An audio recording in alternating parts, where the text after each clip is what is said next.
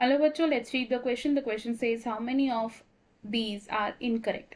A. Floral formula shows cohesion and adhesion within parts of whorls and between whorls.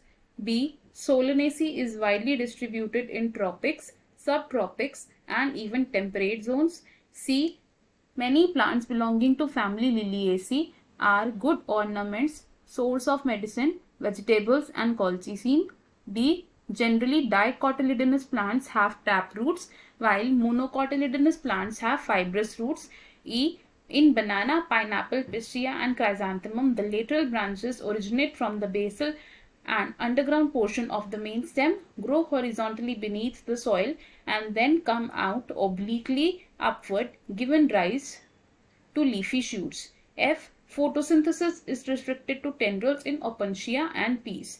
तो question में हमसे पूछा है कि इन गिवन स्टेटमेंट्स में से कितनी स्टेटमेंट्स इनकरेक्ट है। हमारी फर्स्ट स्टेटमेंट में क्या कहा गया है कि जो फ्लोरल फॉर्मूला होता है वो कोहेशन और एडेशन को शो करता है between the parts of words और between the words. Second statement में हमें क्या कहा है कि Solanaceae family tropical, subtropical और टेम्परेट जोन्स में डिस्ट्रीब्यूटेड है। थर्ड स्टेटमेंट में हमें कहा है कि लिलिएसी फैमिली के जो मेंबर्स होते हैं वो ऑर्नामेंटल प्लांट्स होते हैं, सोर्सेज ऑफ मेडिसिन होते हैं, वेजिटेबल्स होते हैं और कॉल्चिसिन होते हैं। फोर्थ स्टेटमेंट में हमें कहा है कि टैप रूट्स प्रेजेंट होती है इन डाइकॉट प्लांट्स और फाइब्रस रूट्स प्रेजेंट होती है इन मोनोकॉट प्लांट्स। स्टेटमेंट ई में ये कहा गया है कि बनाना, पाइनएप्पल, पिस्टिया और क्राइजैंथेमम में लेटरल ब्रांचेस स्टेम के बेसल पार्ट से ओरिजिनेट होती हैं, हॉरिजॉन्टली ग्रो करती हैं एंड देन ये ओब्लिकली अपवर्ड डायरेक्शन में ग्रो करती हैं लीफी शूट्स को डेवलप करने के लिए। लास्ट स्टेटमेंट में हमें कहा गया है कि जो ओपनशिया के टेंड्रल्स होते हैं और पीस के टेंड्रल्स होते हैं, फोटोसिंथेसिस उनमें होती है। हमें बताना है इनमें से कितनी स्टेटमेंट्स इनकरेक्ट है। तो सबसे पहले हम इस क्वेश्चन में की कॉन्सेप्ट को समझेंगे। की कॉन्सेप्ट, इस क्वेश्चन में हमारा की कॉन्सेप्ट होगा morphology of flowering plants and characteristics. Morphology of flowering plants. तो अब सबसे पहले अगर हम बात करें मॉर्फोलॉजिकल कैरेक्टर्स की, तो एक प्लांट के जो बेसिक मॉर्फोलॉजिकल कैरेक्टर्स होते हैं वो क्या क्या होते हैं? They can be roots, stem, flower, leaf etcetera. अगर हम सबसे पहले बात करें रूट्स की, तो रूट्स क्या होता है? रूट्स को हम डिस्क्राइब कर सकते हैं as direct elongation of radical. अब ये जो रूट्स होते हैं, प्लांट्स में दो तरीके के रूट सिस्टम्स एग्जिस्ट करते हैं। वो कौन कौन से रूट सिस्टम्स होते हैं? Root systems. रूट सिस्टम्स दो टाइप के हैं, टैप रूट सिस्टम और फाइबरस रूट सिस्टम।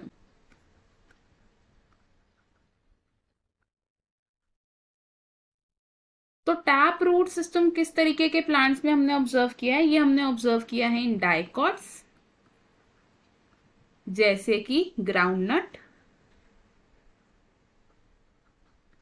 और फाइब्रस रूट सिस्टम ऑब्जर्व किया जाता है इन मोनोकॉट्स, जिसका एग्जाम्पल क्या हो सकता है? Wheat.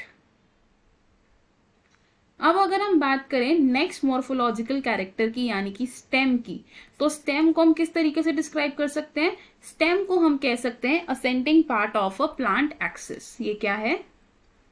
Ascending part of plant axis. Stem कभी कभी मॉडिफाई हो सकती है डिफरेंट फंक्शंस को परफॉर्म करने के लिए। तो हम क्या डिस्कस करेंगे? Modification of stem. तो स्टेम की मॉडिफिकेशन तीन कैटेगरीज में डिवाइड की गई है। वो तीन कैटेगरीज क्या है? अंडरग्राउंड स्टेम,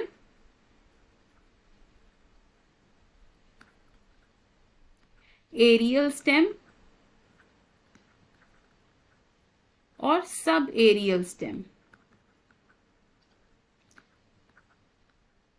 अब ये जो सब एरियल स्टेम है, इसमें क्या होता है? सब एरियल स्टेम का मतलब है कि जो लेटरल ब्रांचेस होती हैं वो बेस ऑफ स्टेम से अराइज होके अंडरग्राउंड पोर्शन में ग्रो करती है हॉरिजॉन्टली। क्या होता है? लेटरल ब्रांचेस कहाँ से अराइज कर रही हैं?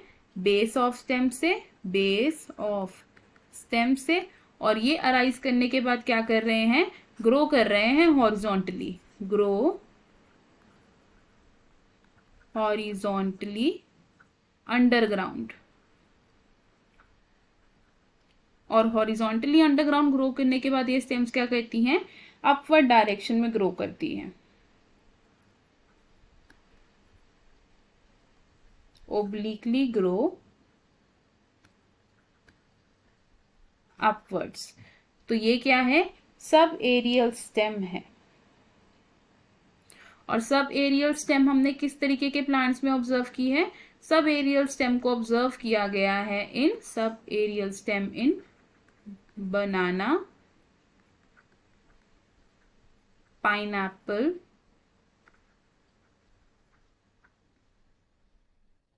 क्राइजैंथेमम।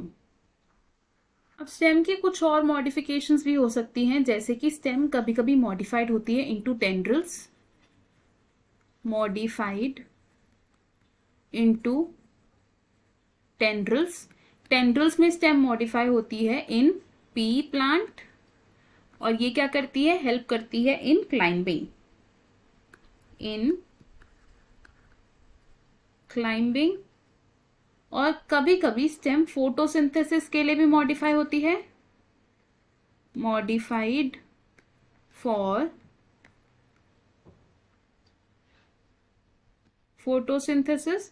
तो जब स्टेम फोटोसिंथेसिस के लिए मॉडिफाई होती है तो वो एक फ्लैटेंड स्ट्रक्चर फॉर्म कर लेती है, एज इन ओपनशिया। तो इसमें क्या होता है? फ्लैटेंड स्टेम फोटोसिंथेटिक फंक्शन को परफॉर्म करती है। अब नेक्स्ट मॉर्फोलॉजिकल कैरेक्टर क्या है हमारा? फ्लावर। तो फ्लावर को हम क्या कहते हैं? Reproductive part of plant. अब फ्लावर के 4 मेन वर्ल्स होते हैं। वो 4 मेन वर्ल्स कौन से हैं? केलिक्स, Corolla, androecium and gynoecium. Flower में सभी वर्ल्स के रिलेशनशिप को डिस्क्राइब करने के लिए हम क्या यूज करते हैं? Floral formula. फ्लोरल फॉर्मूला क्या करता है? Describes the relation between whorls and parts of whorl. अब एंजियोस्पर्म में बहुत सारी फैमिलीज होती हैं, जैसे कि सोलनेसी। तो सोलनेसी फैमिली को हम कॉमनली क्या कहते हैं? Potato family. और ये फैमिली के मेंबर्स कहां कहां स्प्रेड आउट हैं? इन ट्रॉपिक्स, सब ट्रॉपिक्स एंड टेम्परेट जोन्स। इस फैमिली के एग्जाम्पल्स क्या हो सकते हैं? Potato, tobacco, etcetera. एक और फ्लोरल फैमिली अगर हम कंसिडर करें, लिलिएसी। तो लिलिएसी के जो मेंबर्स होते हैं वो ऑर्नामेंटल प्लांट्स भी होते हैं, वेजिटेबल्स भी होते हैं, और मेडिसिन के सोर्सेज भी होते हैं। ये क्या होते हैं? Sources of medicine, vegetables and. और इस फैमिली के मेंबर्स के एग्जाम्पल्स क्या हो सकते हैं? Aloe, gloriosa, onion, etcetera. तो हमें हमारे क्वेश्चन का आंसर मिल गया। हमें क्वेश्चन में क्या पूछा था कि कितनी स्टेटमेंट्स रॉन्ग है, तो हमारी कौन सी स्टेटमेंट रॉन्ग है? इन 6 स्टेटमेंट्स में से स्टेटमेंट एफ रॉन्ग है, because photosynthesis is not restricted to tendrils in opuntia and peas, क्योंकि ओपनशिया में टेंड्रिल्स प्रेजेंट नहीं होते हैं, एंड पीस में जो टेंड्रिल्स प्रेजेंट होते हैं वो फोटोसिंथेटिक नहीं होते। तो ये ऑप्शन हमारा रॉन्ग हो। तो हमारी कितनी स्टेटमेंट्स इनकरेक्ट हैं? Option B 1 statement. तो हम यहाँ क्या लिखेंगे? We will write option B is correct. बाकी ऑप्शंस क्यों इनकरेक्ट है अब ये देख। ऑप्शन ए सेज 0, तो ये ऑप्शन रॉन्ग होगा क्योंकि हमारी सभी स्टेटमेंट्स तो करेक्ट नहीं है, एक स्टेटमेंट हमारी इनकरेक्ट है। ऑप्शन सी सेज 2, तो ये ऑप्शन भी रॉन्ग होगा बिकॉज हमारी 2 स्टेटमेंट्स इनकरेक्ट नहीं है, सिर्फ एक ही स्टेटमेंट इनकरेक्ट है। ऑप्शन डी सेज 3, तो ये ऑप्शन भी हम रॉन्ग कंसिडर करेंगे बिकॉज हमारी सिर्फ एक ही स्टेटमेंट इनकरेक्ट है, 3 स्टेटमेंट्स नहीं। तो हमारा करेक्ट और फाइनल आंसर क्या है? Option B. I hope you understood it well. All the best. Thank you.